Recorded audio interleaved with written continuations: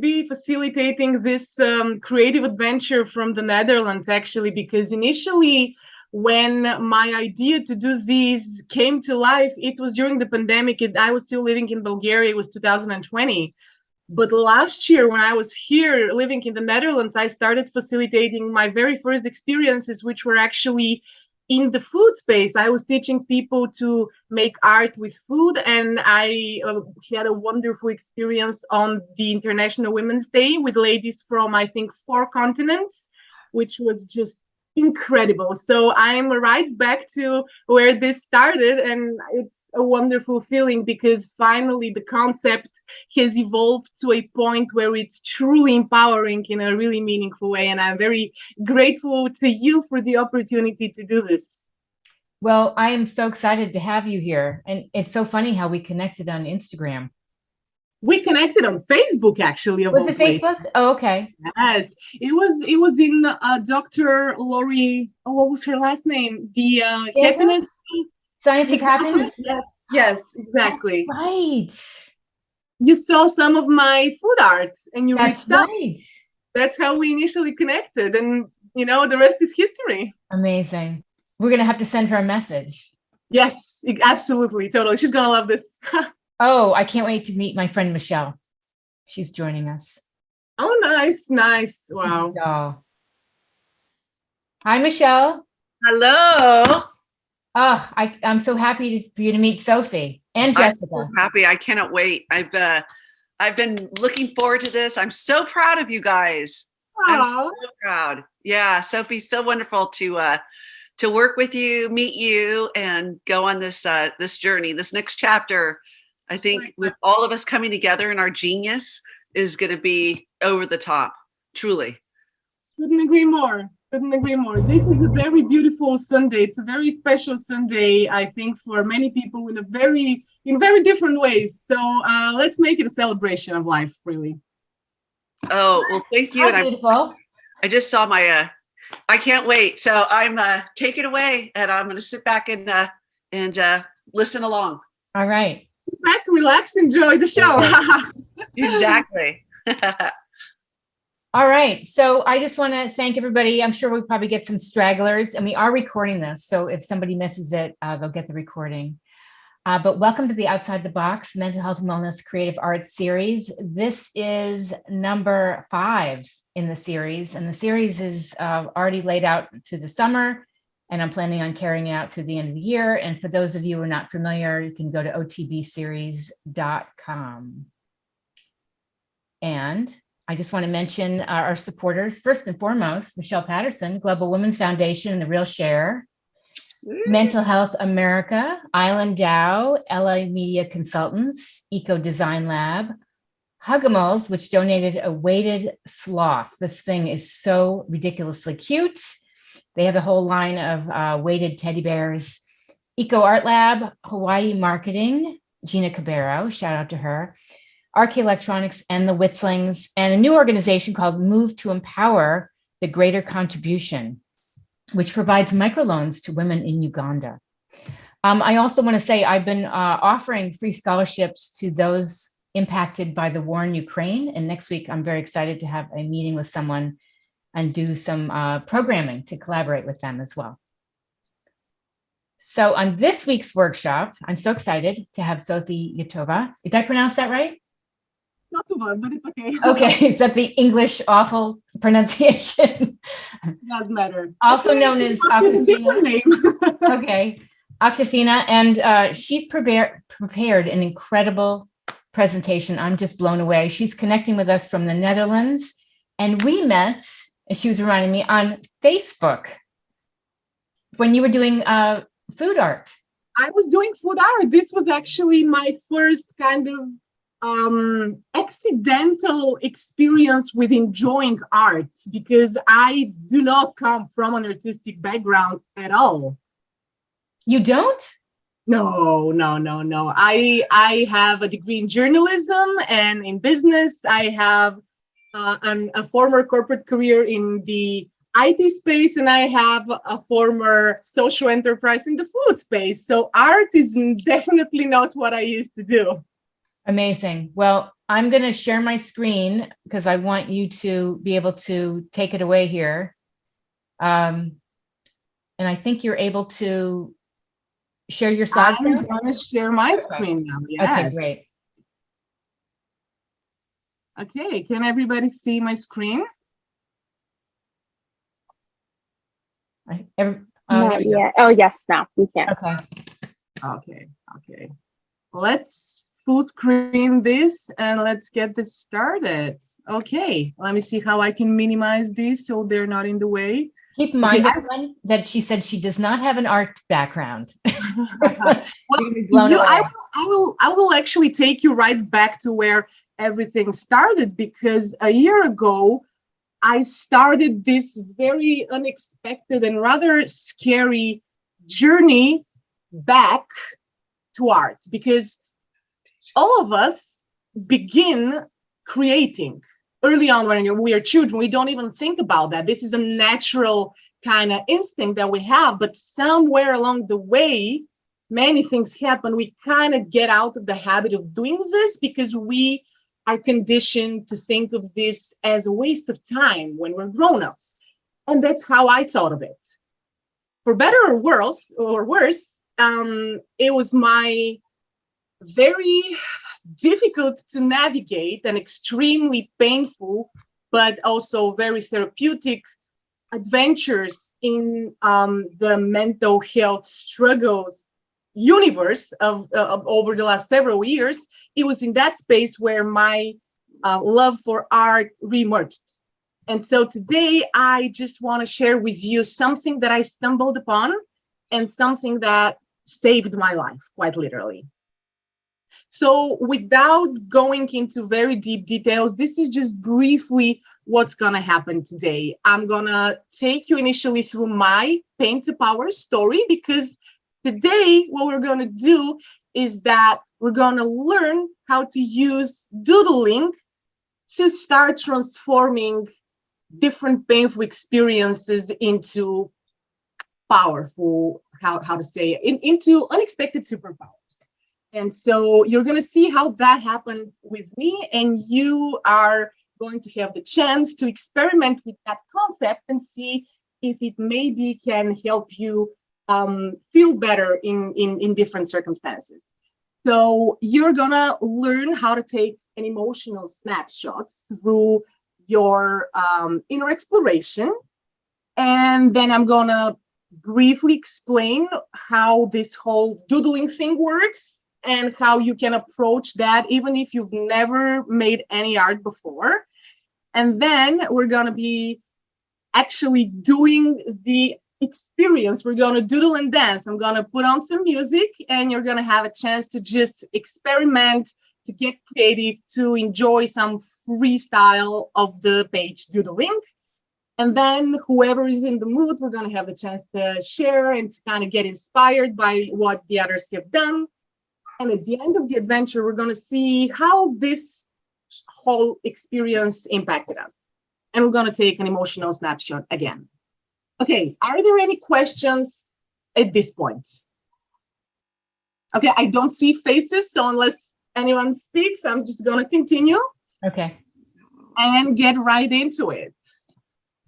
Okay, I need to take a breath here, because this is wonderful moment for me to enjoy looking at that picture, because that picture was taken at a stage in my life where art unexpectedly had not only saved my life, but also empowered me to start becoming financially independent again after struggling for close to 5 years due to various mental health challenges. I had a successful corporate career, like I mentioned, which ended abruptly in 2017 after I burned out, lost a baby, experienced multiple physical symptoms that just showed me that maybe something was not going the way it should have been. And so, unfortunately, like many of us, I learned the hard way that if your brain tells you need to stop, you need to stop. Because this is where I was a year ago. All that I was capable of doing was just making some symmetrical shapes, just letting my hand move on the page, because I was in such a severe depression that I spent months at the edge of suicide. And I had a scary accident in May, which this is taken a few minutes after I fainted. I bruised my face, and it was a moment when I had been abusing myself with overworking and pushing myself harder than what was healthy. And I kept doing that for a decade. And I didn't have the courage to listen to everything that my inner voices were telling me. And I just kept winning other people's battles and playing different games that I was not supposed to be playing. And that got me to a point where I was very disconnected from my true core. And thankfully, last summer, I met a psychiatrist who encouraged me to start making art to process the difficult emotions I was experiencing and to kind of start healing a lot of trauma that I have in my past. And you can see the transformation that happened. I think that's maybe around 8 or 9 months, but basically it took me over a year to transform from someone who is suicidal into someone who feels empowered and is now rebuilding my life from scratch in a new country. Amazing. And this is where you join me in this adventure, because now I'm going to show you a big chunk of the artworks that I created over the last year. And your task, your first challenge, is to spend a few minutes exploring these and choose the one that best captures how you're feeling right now. And you snap a picture of that with your phone. Okay, so here we go.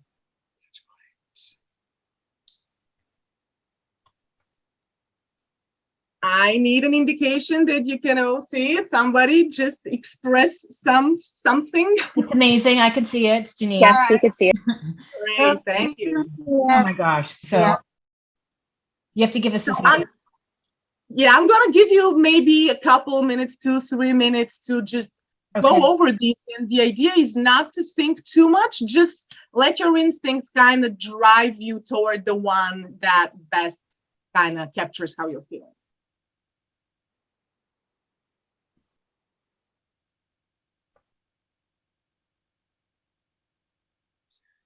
Now, I wish I was playing some music on the background for inspiration. I have a question. Where did you come up with the name Octafina? Why do you go by Octafina? Oh, thank you for that beautiful question. Actually, I remember exactly the place I was. I was enjoying a Sunday walk with my ex-boyfriend in Sofia, Bulgaria. And I had started drawing, and I was, kind of timidly entertaining the thought of maybe becoming an artist, but that sounded very abstract to me. And in order for me to allow myself the indulgence to think about that, I literally needed to step into a different identity, because Sophia, the person I thought I was my entire life, that person doesn't make art.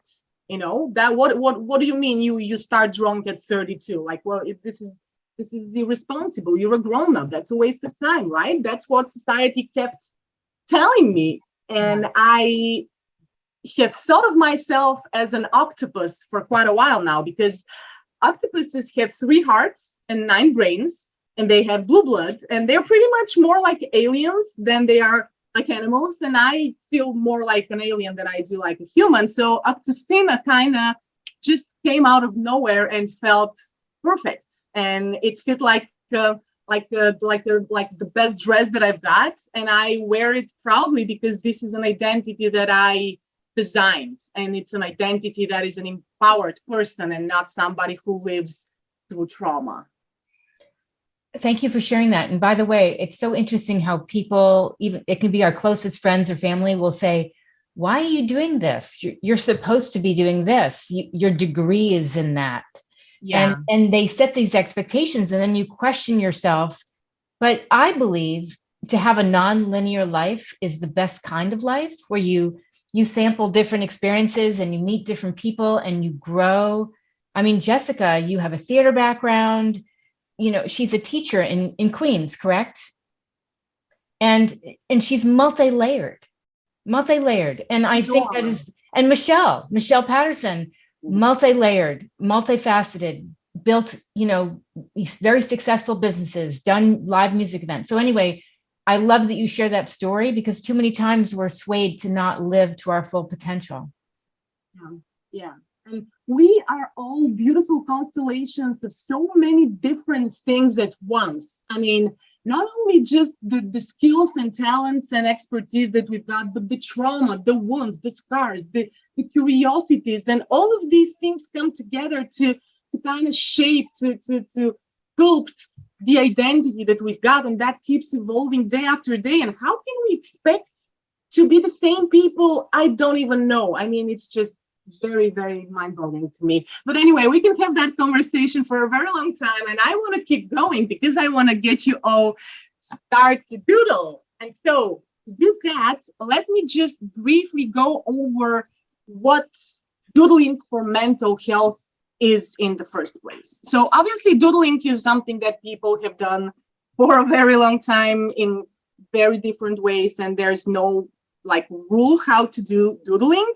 But the idea of doodling for mental health is that, for me, getting immersed in childlike, open-ended, playful, creative explorations is a pathway to kind of starting to process things that usually are swept under the rug and remain blocked. And so this is why doodling helps me process painful and unwanted experiences and feelings and emotions, because I don't need to try to put into words complicated things. I can just allow my hand to flow, and I can use shapes and colors and textures to just tell the story that I'm feeling. And that way, whatever's inside can come out, and it doesn't need to keep poisoning me.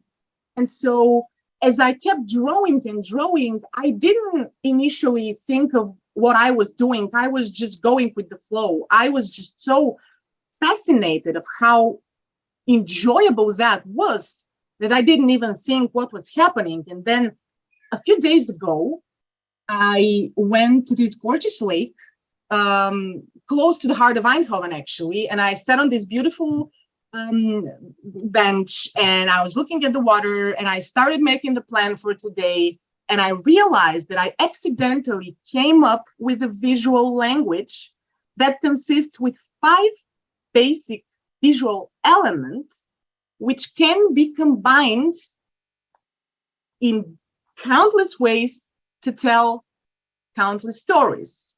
And although that sounds abstract right now, I'm going to show you exactly how that's done. And this is where I would love for you to get your materials. And the beautiful thing about the type of doodling that I do, the type of art that I do, is that you can use anything you can draw on and anything you can draw with, and that is just enough. As long as you have, paper and a pen, that's plenty. If you've got some color, that's even better, but it doesn't really matter, because here, the limitation is actually the thing that gives you room to be creative. And so what is this 5-element paint to power visual language? Like I mentioned briefly, this is a combination of 5 visual elements, which can be customized and combined like Lego pieces in unlimited ways. And these are the visual elements that I have been using over the last year unintentionally, and they are basically the building blocks of all of the artworks that you saw a few pages ago. These 5, and I don't even know whether I should call them symbols or shapes or whatever, but I realized that everything I do creatively when I draw is based on these elements. And so here you can have a look at what happens when you combine the different elements in different ways. For instance, here is where one of my favorite things to draw is the eye. And it is obviously, it's like super basic, and a 5-year-old can do that and every single other shape you can see on that page, which is what makes this so fun. It's accessible to anyone, really. And so I'm going to go back to that page when we get to the doodling exercise. But before that, I want to show you what's possible once you spend a little more time kind of experimenting. These are some random doodles, stream of consciousness, completely on the fly improvisations that I did over the last year. I think mostly between last October and early this year, but I just kept experimenting and I kept playing around, and my style started taking shape, and now it's recognizable. Something that I didn't intentionally plan happened as a byproduct of me just allowing myself to do what felt good. Excuse me, I got to ask, because I've seen some of your work. Was that created digitally or by hand? Okay, I'm going to go back here.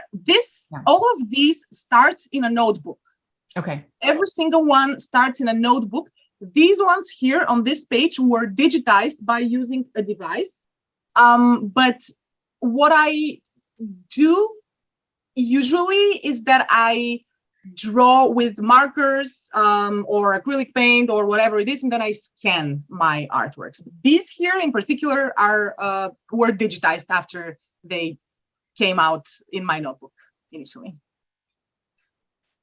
So this is just an example of what I started doing once I became more comfortable with my style. This here is a tank top that I have in my suitcase in the back, and it's a lot of fun, and I've literally worn that so many times. This is a drawing that the daughter of someone who attended one of my lectures did. She showed her my art, and the lovely little lady got inspired and started improvising, which is the whole point, that this is just something that people can play with.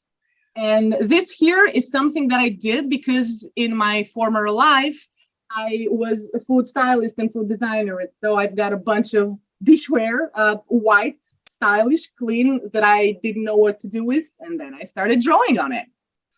This here is one of my first experiments doing body art, because at one stage of this evolution, I began to use the doodling as a tool to overcome my body dysmorphia and to kind of start healing the relationship with my body, because I've struggled with an eating disorder since I was a teenager. And this here is the cover of the summer edition of one of the most prestigious magazines in Bulgaria, which is something that exists as an NFT and also as a physical drawing at this moment. And honestly, it is so strange to share that with you, because a year ago, I didn't see a reason to exist. I felt useless in every domain imaginable. And today, I find fulfilling experiences daily through something that was born out of pain. So I just wanted to put this out there. And so it's time to have some fun. So are you all ready to doodle? Yes. Okay, excellent. So this is what we're going to do. The theme for your doodle and dance session, because I'm going to put on some music now, the theme is the title that you would give the doodle that you chose earlier, the one that you took a picture of. I'm going to show them to you once again, and you can go back to the one that you chose. If you haven't taken a picture of it before, you can do it now. And then I'm going to take you back to the shapes so you can be inspired the entire time. before we get started, are there any questions right now? So we basically are going to use these shapes and draw Yes. a doodle. Yes. So if, Okay. of course, if people are comfortable experimenting with their own shapes, they are more than encouraged to do so. But this is a cheat sheet, and it gives ideas how simple shapes can be combined to make recognizable features such as human head, human body, and something like that. Okay. And for instance, if you want to communicate a certain mood, you can even incorporate words and phrases here and there and kind of make them artsy looking by adding like some lines, some dots here and there. Just be playful. There is no wrong way to do it, really. We had a couple people jump on just now, so maybe I could just give a 30-second recap. Maybe Recap, yes, absolutely. could you go back to that slide where they choose a picture? Yes, absolutely.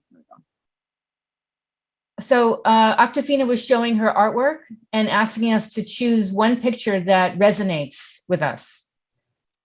So and you don't have to be on camera. So you just study this for a moment and think about a picture that resonates with you.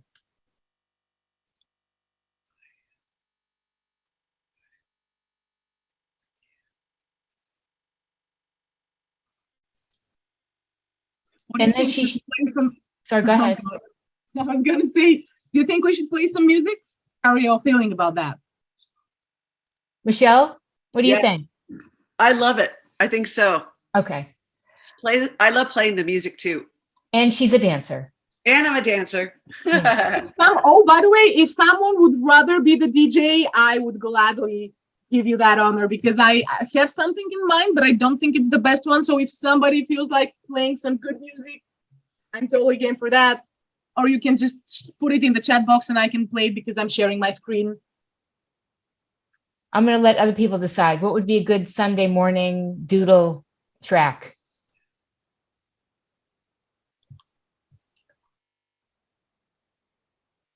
I'm open to anything, so.